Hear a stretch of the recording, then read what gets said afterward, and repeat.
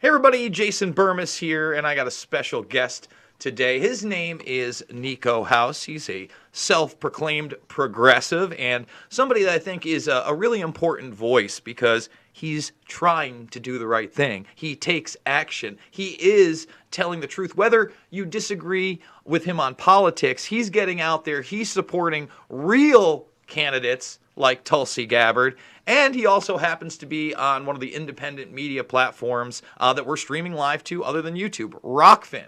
So, Niko, I want to say thank you so much for coming on. Tell my audience a little bit about yourself and how you got started. I'm the founder of the MCSC Network and the host of the political radio show Mikasa Sukasa, which you can find on YouTube and, like Jason said, on rockfin.com. So I got started by basically being an activist and an organizer. Unlike a lot of my colleagues, our network is the foundation is activism. We've all sacrificed or given up something to do what we do, and it's simply put, it's just journalism is kind of our outlet to talk about all these things that we are doing, regardless, but we'd still be doing them regardless of whether or not we had the platform to do so. So myself, I was the founder of Carolina Students for Bernie Sanders in North Carolina. I was also the president of North Carolina Colleges for Bernie in 2016. And I was also the acting state director up until about February of 2016 in North Carolina. I'm the founder of the DNC fraud lawsuit, along with Elizabeth Lee Beck and Jared H. Beck. I'm working on that. Actually, we're going to the Supreme Court here pretty shortly. We're working on that with myself, Jared, Liz, their associate, and Tim Canova is also lending a helping hand as well. We were the network that broke a lot of the news in Iowa. We broke a lot of the information that, election integrity information that people are seeing now. We've been talking about that for about a year, and we were very specific that it was going to be in LA County. We broke the news. I don't know if you've ever seen that video from the 2018 election with Tim Canova, how there were literally poll workers carrying off ballots, breaking the chain of custody. Yeah, that was a thing. It went viral, and that actually was the reason that there was a huge investigation launched into Florida's primary election that year. I don't know if you remember, but it resulted in 3 election supervisors getting fired. But that was our information that helped to kind of catapult that into existence. So we're busy, like I said, not only behind the camera, but on the ground as well. And we have an amazing team at the MCSU Network. And, Fiorella's going on next week to talk about election integrity. She's going on Redacted tonight, next week, to talk about election integrity. Taylor Hudak was on Crosstalk on RT America, talking about what happened with Julian Assange and the extradition hearing. So we've been busy, but we got a lot of work to do. So before I even get to how you got started in this, because I see some grays in your beard as well, my friend, it's not easy. But I want to talk about election integrity in 2020.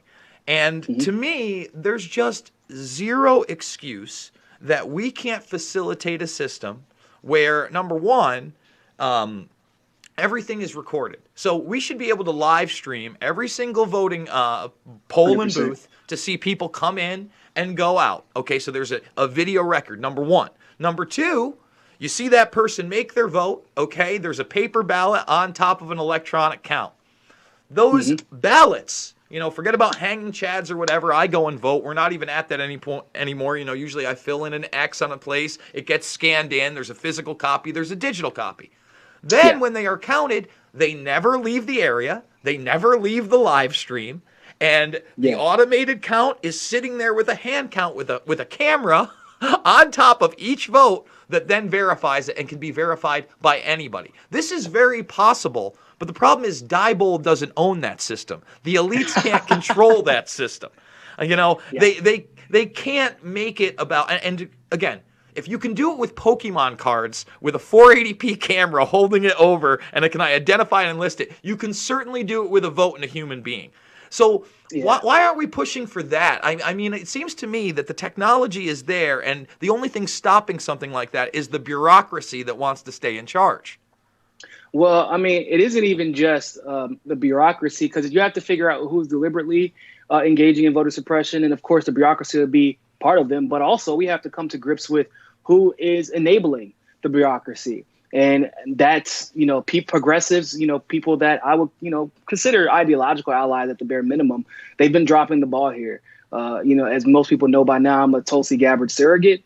And one of the things that made me consider endorsing her from the very beginning was her Securing America's Elections Act, which was actually eventually co-opted. The name was co-opted. They tried to introduce the same legislation, but with horrible variations that basically monopolize election machines in the country. It gives that access to only a few corporations. And then of course, it's full of pork barrel politics. As most of these legislations tend to be. And then they voted on it while she was down here preparing for the Miami debates. And then, of course, she went on to the Miami debates. And that's when they voted on it. So she wasn't even a part of the vote there. So she couldn't blow the whistle that they were about to introduce some rigged legislation. But this legislation that she introduced has two things that would have made Iowa, New Hampshire, South Carolina, and even Super Tuesday have far less issues than what we've seen taking place. She has open source blockchain technology in every voter machine. And then she also has hand-counted, voter-verified paper ballots. The paper ballots, hand-counted, voter-verified for accuracy. Blockchain open source technology is for accountability. Basically, you have to hand count the paper ballots, but you run them through the machine first so you can make sure you get the results out quick. Now, if someone goes into that machine and tries to change the election results, as you know, blockchain technology would allow us to see exactly where and when they tried to manipulate it, exactly what they were able to do, and then go on to hold that person accountable according to their IP address. See, that is not something that we have available to us right now. But if for everyone talking about Russia, everyone wants to blame the Democrats for the Republicans on one side of the fence, then they want to blame the Democrats on the other side of the fence, while everybody is out here gerrymandering, everybody is out here suppressing the vote. It just depends on what part of the country or what state you live in, whether or not you're okay with it. When we've had this legislation available not in 2020 or 2019 when Tulsi announced. She first introduced the Securing America's Elections Act in 2017. Mm-hmm. This should have been taken care of before the midterms, and yet here we are with people pretending as if they care about whether or not the vote counts or not. They care when it doesn't suit them. They don't want the vote to count, nor do they care if it gets counted. When it does suit them, or they can use an excuse to lose, like we saw with Stacey Abrams out there in Georgia, then it's all of a sudden it's the other team's fault. But there's absolutely no accountability for the lack of steps taken by either respective parties about election integrity. Well, I'm glad you brought up the Russia, because Donald Trump himself has signed off onto this theory, if you've missed it, through the counterintelligence 2020 to 2022 strategy, and my audience knows it. In the cover letter to this, it literally says Russia remains a significant intelligence threat to the United States interests, employing aggressive acts to instigate and exacerbate tensions and instability in the United States, including interfering with the security of our elections. And there's Donald J. Trump. And unfortunately, this is the same document that puts, quote unquote, leaktivists, hacktivists, and public disclosure organizations in the same sentence with what? ISIS, Al-Qaeda, Hezbollah, North Korea, enemy actors, criminal organizations. The idea, number one, that a leaktivist even exists, and that's a word, is laughable. I mean, that used to be a whistleblower, so they're making shit up on the fly. But two, they're trying to associate it with activism, right? Immediately trying to discount true activism. That's what they're trying to, demonize real activism by trying to associate it with something that's quote unquote illegal. Yeah, and that's insanity. Anthony Reyes, thank you for the super chat. Says great content as always. We appreciate that. But that's the thing. I've never been right or left. So I need to call it out on both sides every single time. And all these people that, believe in fairy tales on message board and want to trust the plan and all that other stuff, I got to get on them. And then on the other side of the fence, I have to say, hey, did you actually read any part of that Mueller report? I get it. They said Russia in it 1,611 times, making you believe that obviously Russia interfered in the elections. I know they only said Seth Rich 3 times. But why don't you look at that section and that section with Assange and see how much is blacked out, including investigative techniques, so you knew they had a file on the guy. And then that was later confirmed just about a month ago through these Peter Strzok and Lisa Page emails. So, I mean, if anybody else is not paying attention to some of these lawsuits, remember, the Seymour Hersh audio is out. The Seth Rich... It's been out. That Seymour Hersh audio is old, man. He straight up snitched on him, right? He even went on to say... Seth Rich didn't. No, he said Julian Assange didn't get that from Russia. He got it from Rich, and he was going on to talk about how John Brennan was part of a disinformation campaign, which should have been pretty easy to tell, if, in my humble opinion. If you know anything about the CIA, this is what they do. They lie, they cheat, they steal. I know a lot of people think that was from Eddie Guerrero and his nephew Chavo, but they did not invent that. That was the CIA's motto, okay? They borrowed it, if anything. So, if you have not heard that audio, it's pretty damning. Well, what's even more crazy is, all right, so you got the Butowski audio, and there's 2 calls, and I've listened to the uncensored 20-minute call. But what people don't understand is when he's talking about this high-level FBI source, he's talking about Andrew McCabe. Andrew McCabe is supposedly the man that went in there and read this file and then leaked that to Hirsch. Now, if that's the case, McCabe has been an outspoken critic of Trump.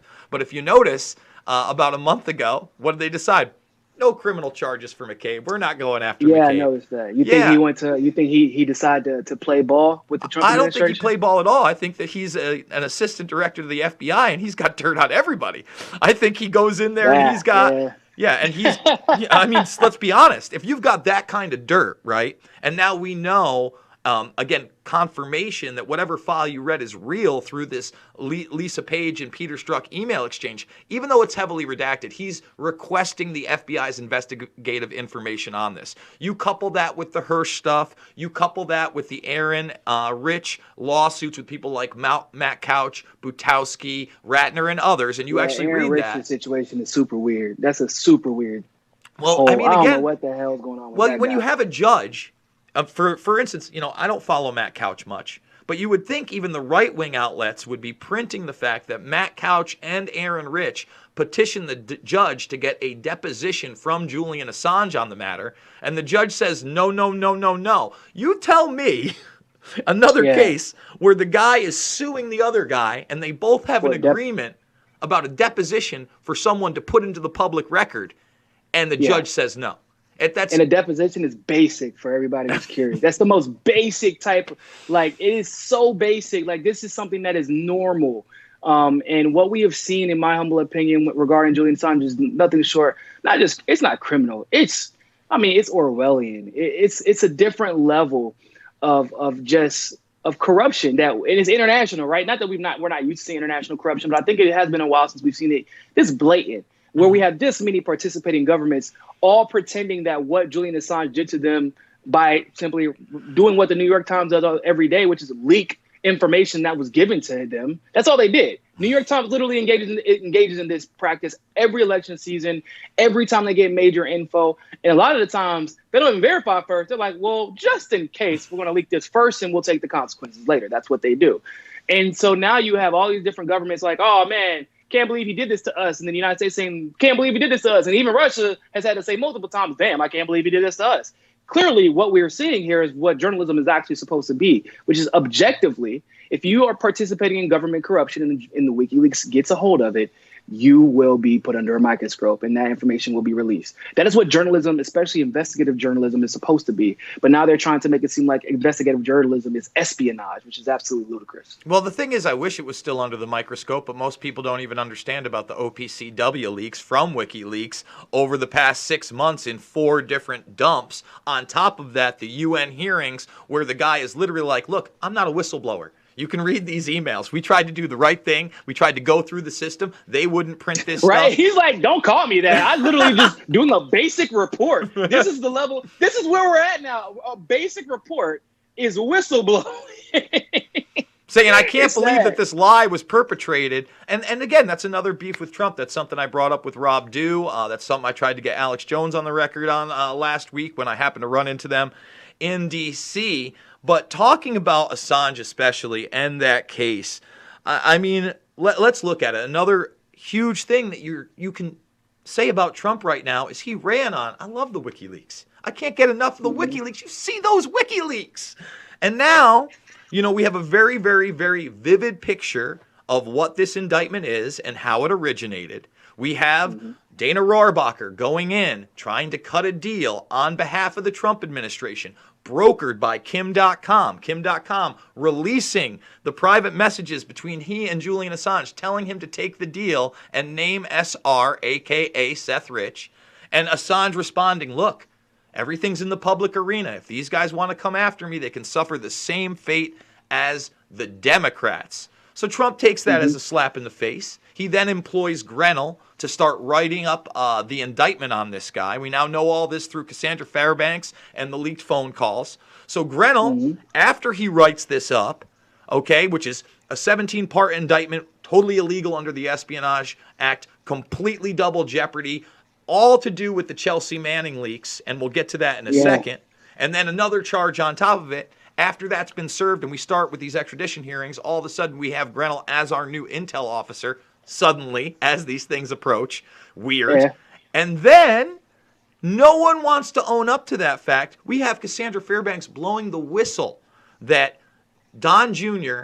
and Donald Trump were shown pictures of tortured children that they relayed were because, yes, this is coming from Fairbanks herself. I got to clean the audio up, but it's up on my YouTube page. We interviewed her after the fact, after she put out the Arthur Schwartz leaked audio, where back in April. Cassandra has been very, very adamant about holding Trump accountable in that regard with Assange. She blew the whistle quick on him, and she was one of Trump's most outspoken, supporters. And she needs to be. And I know a lot of people want to criticize her because she, writes for right-wing outlets. I've always said it's not about right or left. It's about right and wrong. And these are public documents that go after both sides of the aisle and global governments as well. And to, again, put Manning in prison, forego any kind of indictment on Vault 7 or even the DNC leaks, shows you that this is probably more than likely the case. So, again, I think you're right. If we extradite this man, or if this man dies in prison, that's it. It's over. This is a show trial. This is a kangaroo court, 100% conviction rate. This is the one that put Kyriakou behind bars. What do we do? It was it's in Virginia, right? Yeah. It's in that same district where they charge basically everybody who's ever went there to be prosecuted under the espionage or any type of similar case. They've all been convicted 100%. One way or the other. So. How is that a free? That's not a real court. There's no court that has a 100% conviction rate. I mean, you might as well throw him in a military tribunal, and I'm not so sure they might not just decide to do that anyway and put him in some kind of special military trial that's even worse than what we would get on this side of the pond. So that to me is the issue right now. Obviously there's a lot globally going on with the coronavirus, and I'm not a martial law guy, and every day that's stepping out. But when we're talking about the First Amendment, you got to understand, you look at a society like China and you look at some of the horrific videos out there, they don't have a First Amendment. They don't have a Second Amendment. And if you want to keep those two things, you better damn well get behind Julian Assange and scream bloody murder if they bring that guy over here. Yeah, absolutely. And if they bring him over here, I mean, they're going to be protests for weeks. And, basically until that hearing is over. Shout out to everybody who's been in London standing up, to that corrupt system and speaking out on behalf of Julian Assange. But, I pray that he never ends up over here. But if he does, that will become, in my opinion, the most important issue of this election going forward after the election. I believe that I believe actually that Assange has one more trick up his sleeve. So if they do try to bring him over here, I think he understands from a realistic perspective, if they bring him over here, that's it. You're getting convicted one way or the other. God forbid, he gets tortured, which he's already being tortured. But, it's a little bit different over here. The torturing over here, they can do it and people would cheer you on as, cheer them on as they're getting tortured. That's the type of fucked up country we live in. But I believe that that's why it's important that we hold our elected officials accountable. We call them out. This is still a contentious issue. They're trying their hardest to silence this issue on social media, by the way. They try and scrub the hashtags. They'll block certain channels. They throttle anything that has Assange in it, not only on Twitter, but on YouTube and Facebook as well. So they're trying. But I am curious how long they'll be able to keep it up if Assange is brought over here and people are already pissed because of the silencing and oppression and suppression of Tulsi Gabbard's message, the only candidate who was actually unequivocally willing to pardon Julian Assange, Chelsea Manning, Edward Snowden, and then set laws in place that would protect whistleblowers. But then also, you're still going to have the Bernie wing of the party, which is still upset. They don't really approve of Bernie's stance on Assange.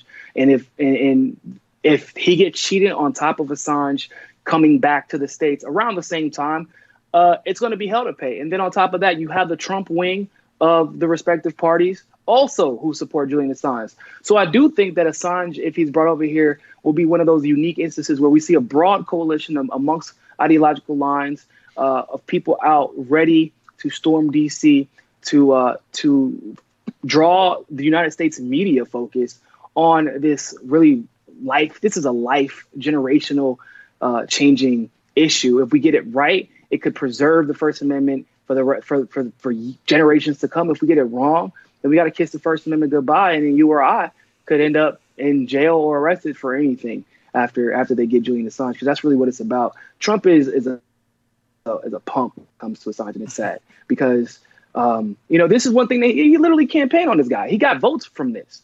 He got midterm victories from this.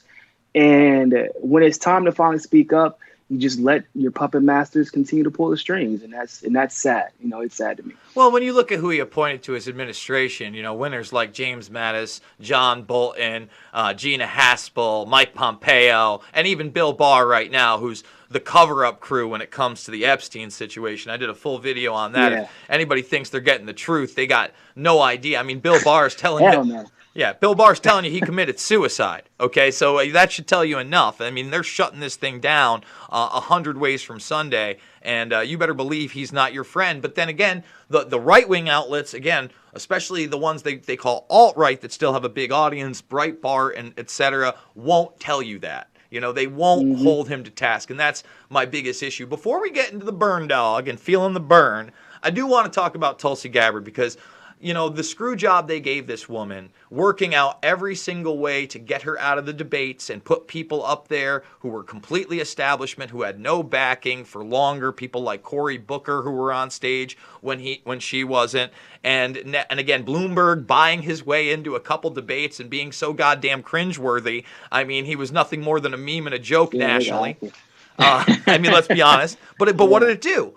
It got the argument of Tulsi Gabbard away from the whole playing field, right? They're pushing a senile guy. They're pushing a career criminal. They're pushing the guy that actually stood up in, I believe, 1989 when Bill Barr became the first attorney general, the youngest attorney general under George H.W. Bush, and might as well have sucked him off right there because he was telling everybody how great he was. And they didn't even have a vote, Niko. They didn't even have a vote. They did the yays and nays for Bill Barr under the George H.W. Bush administration, led by Joey B. Crazy. Gangster Biden. It's in my Bill Barr deep dive video. Bill Barr is the guy, for those that don't know, who wrote up the paperwork to illegally get Noriega into the country before becoming the attorney general. Noriega, our CIA asset, before he started to blow the whistle. He also worked with Robert Mueller to cover up the BCCI banking scandal as attorney general, already working on the paperwork. Those guys were best buddies. That's why you got a Russiagate whitewash. That's why your Durham report isn't going to do anything, and it's just roundabout military-industrial complex politics. Brings me to Tulsi. 100% agree. The only person up there to say it's time to get out of Afghanistan, time to get out of Iraq, tells the truth about Al-Qaeda in Syria, speaks up for Assange and Manning and Snowden. The only person to do any of that stuff. I can disagree with her on almost everything else. Those are important issues that are now completely out of the mainstream picture, right or left. Disagree or agree? No, I 100% agree. And you know what? Any candidate that would be, that would be first in all of those issues, like not just to pander, but actually put those issues first, I would vote for them. That's who I would run, because you can't address Medicare for all. You can't address any of the stuff that a lot of these leftist candidates want to address. And that's not, by the way, that's not just in the Democratic Party, but in the Green Party even. We have Howie Hawkins is now, I guess, going to be the nominee. He's presumptive anyway, and he's still pushing Russiagate, right? You can't address any of these issues until you secure your First Amendment, and then make sure that we have a way going forward to protect whistleblowers, because that's the only way you're going to be able to secure your First Amendment, and also hold people accountable for their crimes overseas. Election integrity, another issue that's first and foremost for me. Then then corruption in general, right? The quid pro quo revolving door policy that we have seen in Washington and abroad. Until we address all three of those, it's cute to think that we're going to get any type of Green New Deal or climate change policy or single payer healthcare. That stuff is irrelevant, right? Because you're going to end up having to listen to the military. And by the way, TRICARE anyway. You're going to get TRICARE when we all at war. Yeah, Everybody and the other gets thing is, TRICARE when we at war. a guy like me is not going to I read the Green New Deal. The only thing, both copies of it, the one that leaked. Deal, to be honest. What? Well, I'm not a fan of Green New Deal. But. Well, but the thing is, I probably agree with less than 5%, but the 5% I do agree with, such as let's have maglev trains, let's rebuild our infrastructure. Can we imagine how many jobs and opportunities would be created in this country if we had a network like the one that Eisenhower built, our highway system, revolutionized the country with one of these maglev train systems where I live in upstate New York, but I can go to Albany, or somebody who's lower than me can go to New York City. They can be in D.C. in 40 minutes.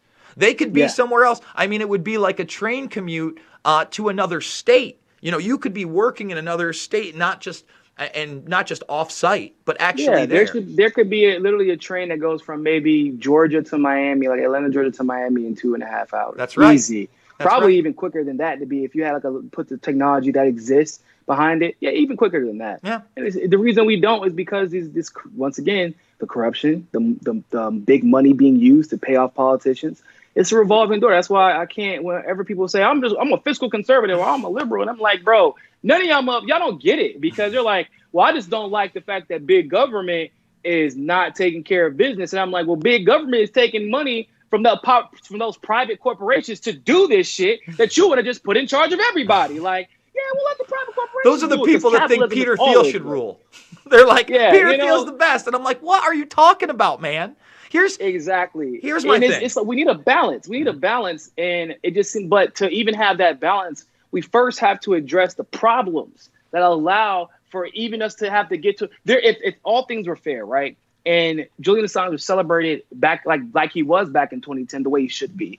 If our media was held accountable and people were fired if they didn't do their job, and the MIC wasn't sponsoring them like they are, there's no way in hell you're going to convince me otherwise that Tulsi Gabbard wouldn't be by far and away the front runner for the Democratic nomination. It wouldn't even be close. The closest would be Bernie, but even then, Bernie would be forced left on many issues like decriminalizing all drugs, like pushing Tulsi Gabbard's Off Fossil Fuels Act, like election integrity issues, like the military-industrial complex. He'd be forced left. But if all things were equal, we wouldn't even be having this discussion right now, but it's not. So we can't even find a balance for a lot of these issues until we address the core ones that you discussed earlier.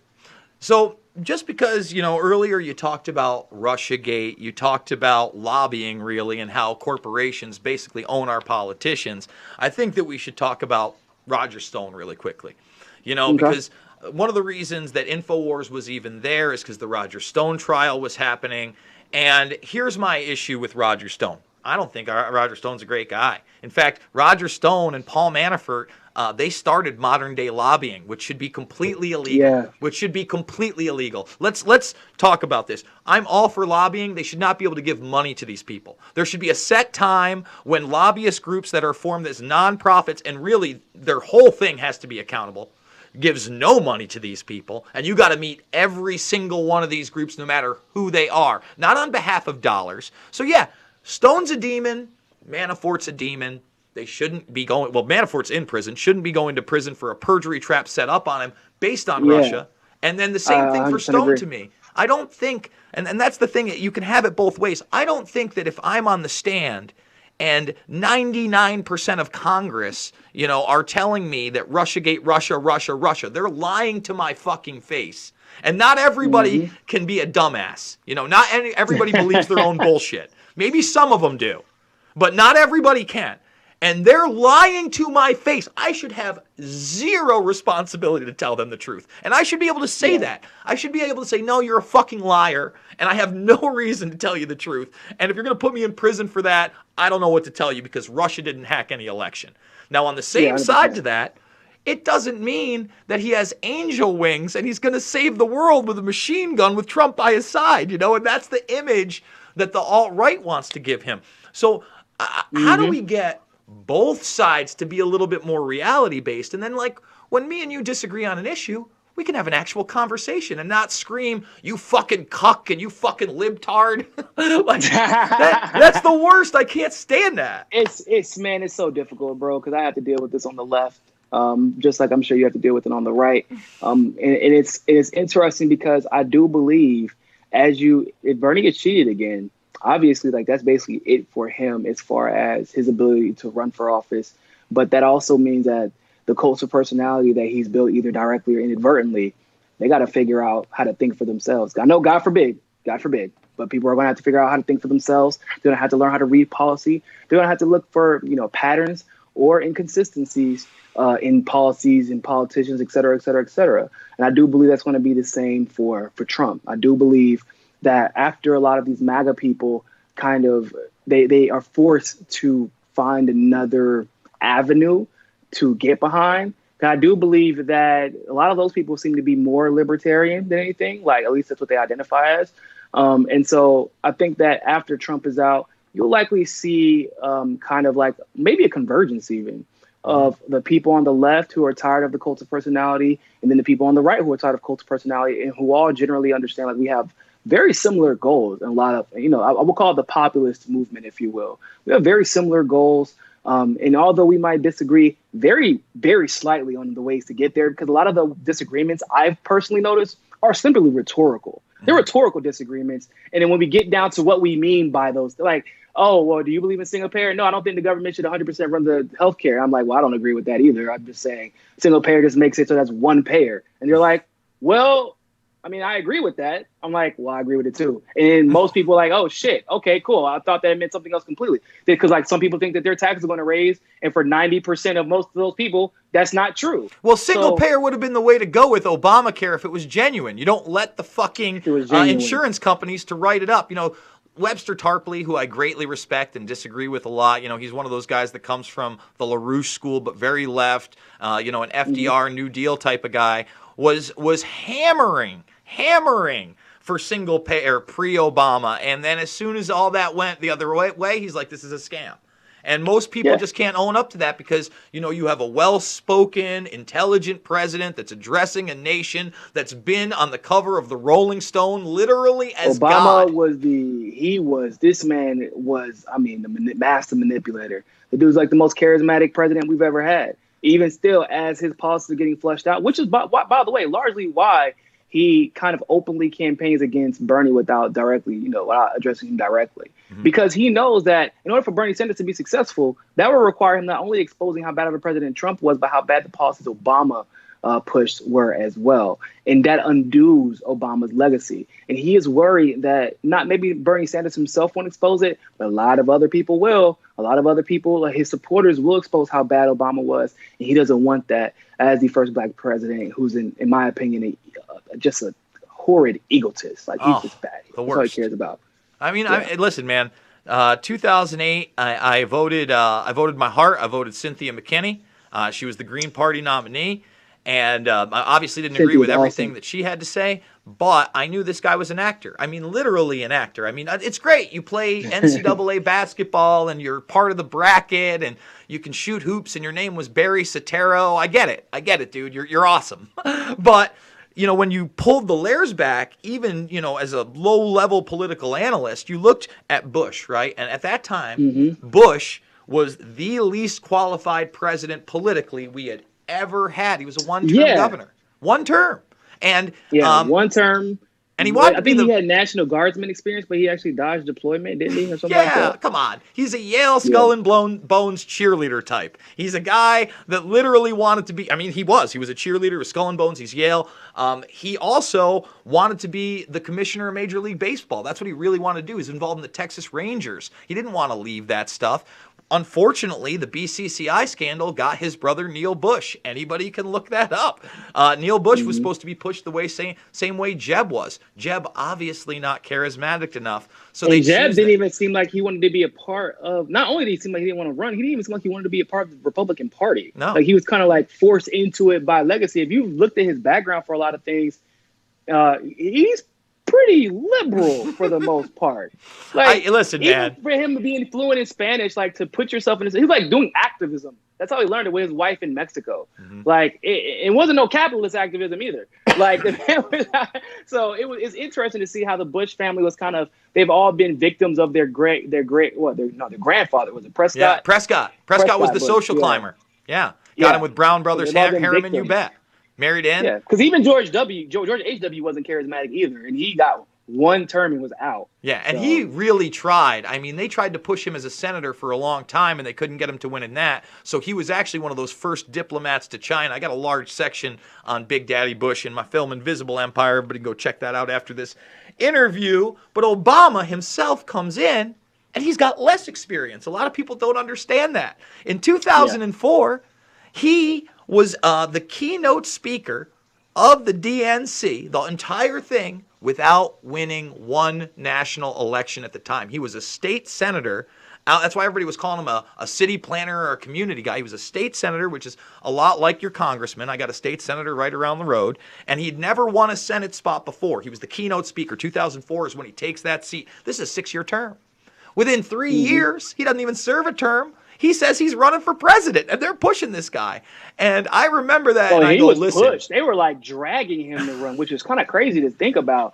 It's very rare that you see a black man dragged to run. But to be honest with y'all, whether or not he knew it, was basically a CIA asset. His parents, that's what I think that's what made the whole birther movement crazy, right? Because I think in his head, he's like, why are we even entertaining this? Just give him the damn birth certificate and move on. And then somebody in his camp was probably like, hold up, so about that.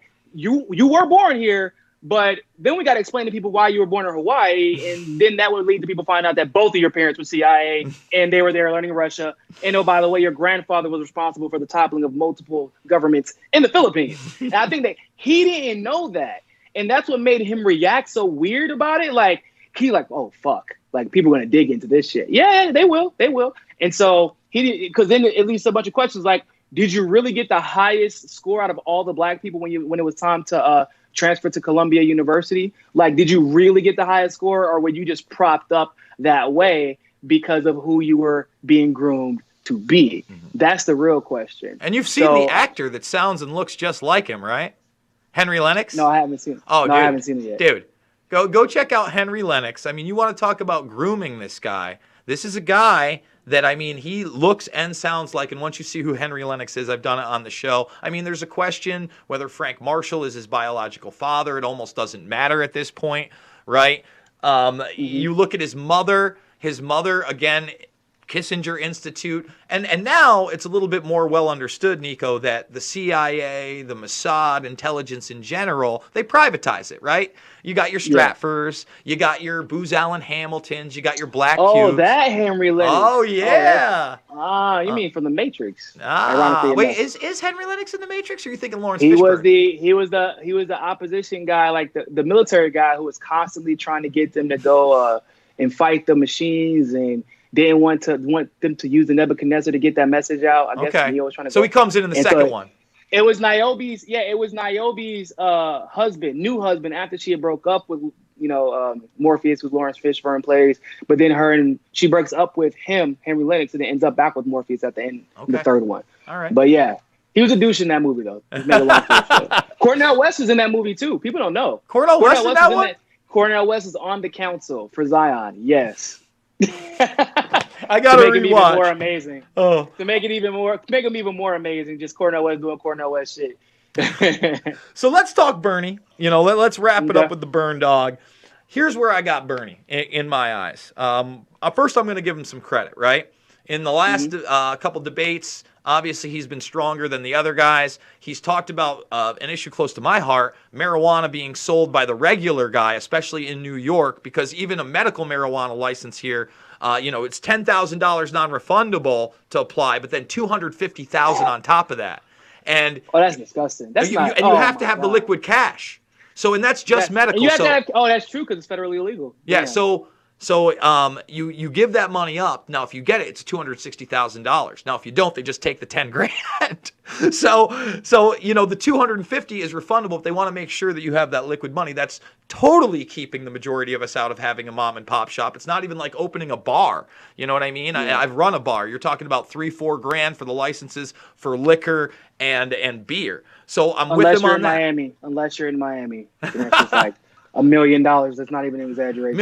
I can't believe you live there, dude. It's one of the hell pits on the planet. Oh, I can't do it. I love Miami, man. More than New York. Good God. New York City, dude. Listen, I'm nowhere near there. Like, watch my walking okay. talks. I'm way upstate. I'm like by Cooperstown, my friend. Oh, I hope I didn't just Got lose you. Okay. Yeah, No, I'm no, no. You're upstate. good. You're good. You're good. Yeah.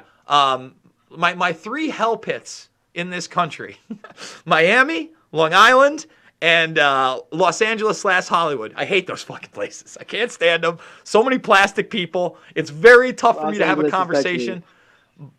Back to Bernie. So Burn Dog. So Burn Dog, I'm with him on that. He called Netanyahu a racist on television. That's huge. You know, both the left and the right are afraid to do that. Now, on the counterpoint of that, when they had the Yemen vote and they amended that vote, they amended it as such, even though it passed and we were supposed to get out of Yemen, and, you know, obviously Trump vetoed that. They put an amendment in that if Israel was the one to lead the attack, that we would still use the drone bombs that we've set up in Saudi Arabia. And we already have. Oh, must have been the second one. Yes, it was the Senate vote. Yes, Got you. yes. And Bernie specifically was being asked about it as they were amending it. And he goes, but only in alliance with Israel. And the guy's like, yes. And he voted for it. You know Isn't what I mean? everything we do in alliance with Israel? Every war crime we've ever committed was in alliance with Israel. What the fuck? And that exactly.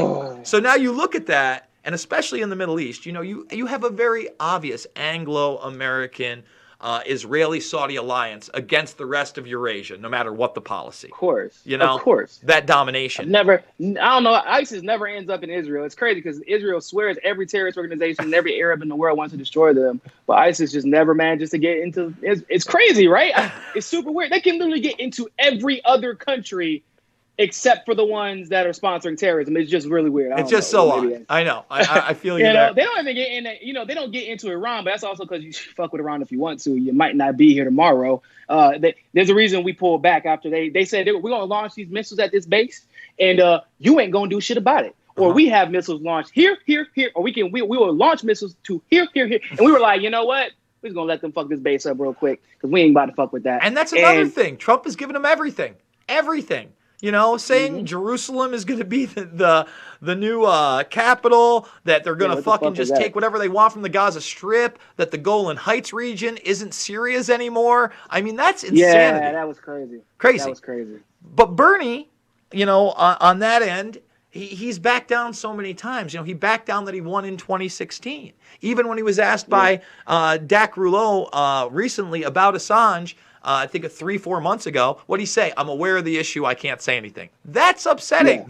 You know? Yeah. If he especially because his history on whistleblowing already isn't that good. I mean, he said that we should have prosecuted Elise Snowden during a debate one time. He said, I appreciate what he revealed, but, you know, we still have to prosecute him, and then we'll let the courts do what? What they've always done, which is completely and utterly fail here. Like, come on. It's ridiculous. Exactly. There's no reason why we should be able to vote out federal judges, by the way, but that's a different discussion on a different day. Yeah. So you know what? I mean, this is how I would do it if I were him. If he wants a guy like me's vote, if he wants me to get out in the streets and actually say, vote for this person, get Tulsi Gabbard board right now as the VP announcer.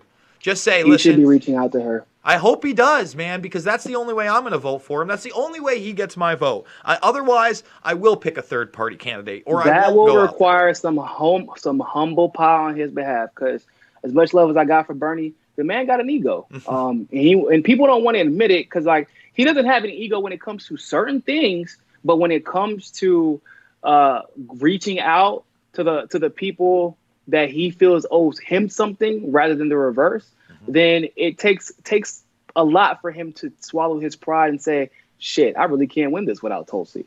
And to be honest with you, yeah, you might get past Joe Biden, but I don't think who could he pick as VP except for maybe Nina. And even with that, it's going to take Nina and Tulsi campaigning together and still promising Tulsi a cabinet position for you to win. But to solidify the vote, if it's Bernie and Tulsi, you could potentially win all 50 states if you have Tulsi campaigning in states like Alabama, Missouri, Mississippi, where those conservative voters love her and they're former Trump voters. Can you imagine a Pence-Tulsi debate, my friend? It would be just brutal. It would be brutal. And here's the other thing that you bring that up, and my phone's at like 10%, so let me just say this before we end up having to close out. But Bernie better not mess up and not include Tulsi, because Trump is not anything, is not a marketer and a gamesman. And he will go up straight to Tulsi in the middle of that race and say, Tulsi, you want to be my national security advisor? And guess what? Tulsi Gabbard will take it. And we know that Trump will listen to Tulsi. Trump is not he's attacked every single candidate except for the one who called him a bitch. That's the only one he hasn't touched. Like, are you kidding me? It's because he knows better and he's playing the long game, which I know is crazy for some people who don't like Trump to think about. But Trump got this position. He's not a political mind, but he's a marketer and he knows how to win, at least perceptually. So if Bernie fucks up and doesn't include Tulsi in anything, like, and announces it, he has to announce it prior to anything going down. Trump will. He'll say, I'm offering Tulsi Gabbard Secretary of State. I'm offering Tulsi Gabbard National Security Advisor position. He'll do it. And shit, he'll get my vote. Because in order for you to not pick Tulsi, you got to pick. If you don't pick Tulsi, I doubt you would pick Nina, because you would have announced it already before the Southern Firewall. In my humble opinion, that would have been strategically what he would do. And if you don't pick either of them, it's because you're going to let the establishment pick your candidate for you. And if you're going to let them pick your VP, I know you're going to let them pick your administration. So what the fuck? At least I know in the other administration, I have foreign policy taken care of by having Tulsi Gabbard at the helm. 100%. And you know what? If this guy, I'd campaign for Trump if he did that. You know, if he outright did that. What? Oh, in a heartbeat. I disagree with like 90% of what this motherfucker said, but he got Tulsi Gabbard, and that's the first step. That's a step better than anyone else has taken this election, and that's good enough for me. That's 100%. Niko, man, this has been really fun. We got to do it again. My audience, please go check him out right here. The Mi Casa Su Casa Network. This is where you subscribe. You follow him over here on Twitter. What would you like to leave my audience with, my man? Just follow us. We got a lot of election integrity coverage that we have coming up over the next week or so. Make sure you subscribe to us there. Make sure you subscribe to us on Rockfin. I know Jason's a pretty good audience on Rockfin too. So for my audience, if you're there, make sure you go find Jason on Rockfin. I know a lot of y'all are on Rockfin too. Other than that, man, we got a long week, and the election isn't over. But just make sure y'all follow Jason, so I'll really not tell you that. But ignore them surface stories, man. Those surface stories are bullshit. They're not gonna tell you the real story. But hey, you'll if you're interested in the real story, not only involving the election but foreign policy as well, then the MCSC network is a place for you. All right, my man. Again, we're gonna have to do it real soon. Thank you so much, Niko. Really appreciate it. Thank you, man. I appreciate you having me on. Thank you. Niko House, everybody. Again, go check out my Rockfin, $9.99 a month for the premium stuff, but we just live streamed that as well. We also put up other stuff on Rockfin, but you get 5 premium videos, in other words, stuff that's nowhere else, a week. If you join the Rockfin and endorse me, you can follow me for free. And you can follow Niko for free. He puts a lot of stuff out for free as well. Make sure to thumbs up and subscribe. Again, we talk to all political sides here, all political views. Why? Because it's not about left or right. It's about right and wrong. And if you believe that, you like what I do, $5, $10, $15, it means the world to me. I'm hoping we can get this thing up to 500 before Monday. I'd love to get it way above 500 before Monday. But I've got bills to pay. And obviously, we're going to keep up on other subjects. The coronavirus is extremely important. I might fade off of that today and just kind of take a breather. But we're going to keep up on any big news. We had an Epstein update yesterday. If you haven't caught that yet, please go do so. I absolutely love you guys. I want to thank you for joining me on this broadcast, and I will see you all on the flip side.